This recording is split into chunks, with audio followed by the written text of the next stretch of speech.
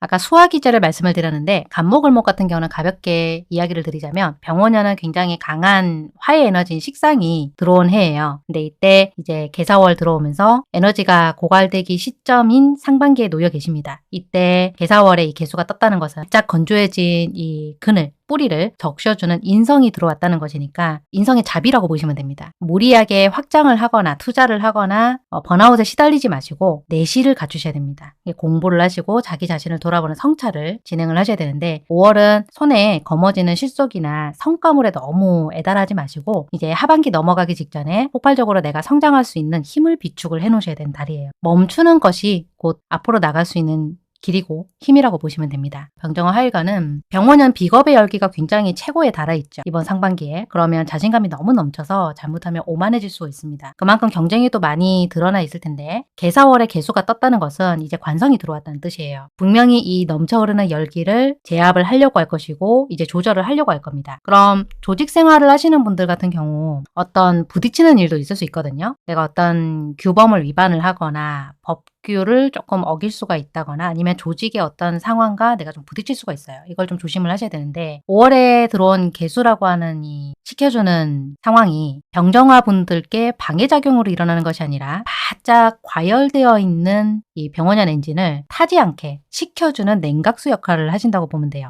조금 고개를 숙이고 대세에 따르는 것, 법이나 원칙에 따르는 것이 본인의 명예를 잘 지킬 수 있는 최고의 기원법입니다. 무토기토 이분들은 바짝 달궈져 있는 병원년의 이 뜨거운 땅 위에서 개수라고 하는 여러 가지 반가운 상황을 만났어요. 그동안 이제 진행해왔던 계획이나 일들이 구체적으로 성과로 이제 손에 거머쥐고 눈에 보이게 되는 상황이 닥쳐오거든요. 근데 개사월에 이 사화라는 것은 병원년에 뜬 이 병화와 연에 들어왔던 이 아래에 있는 인호술 운동의 오화라고 하는 에너지가 굉장히 강하게 들어왔기 때문에 내가 거머쥘 수 있는 어떤 결과나 기회가 들어오자마자 갑자기 확 사라질 수가 있어요. 즉 금전적으로 좀 위기가 올 수도 있고요. 아니면 문서로 사인을 했던 계약서가 어떤 변수가 생길 수도 있거든요. 뭔가 보일 듯 말 듯 기회가 왔는데 이게 없었던 일로 돌아가거나 아니면 애초에 생각했었던 계획과 좀 달라지는 일도 벌어질 수가 있습니다. 보이는 이익이 아니라 내가 이것을 얼마나 지켜야 하는지가 더 중요한 상황이 되는 겁니다. 5월달이. 금일간은 병원년이 굉장히 뜨거웠는데 잘 이제 재련이 돼서 달궈졌다고 보시면 금 입장에서는 개사월의 개수라고 하는 것이 단단하게 담금질을 할 수 있는 금의 이 강도를 높여주는 환경이 들어왔다고 보시면 돼요. 직업적으로 굉장히 큰 변화가 생길 거라고 예상이 개수가 왔다는 것은